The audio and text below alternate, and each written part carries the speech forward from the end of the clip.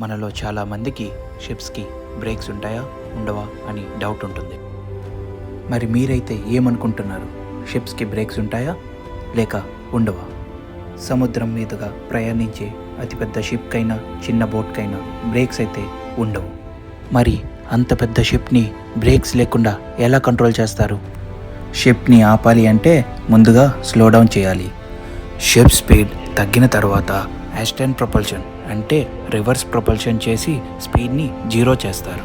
ఇలా చేయడానికి కనీసం 20 నిమిషాల నుంచి 30 నిమిషాల వరకు పడుతుంది.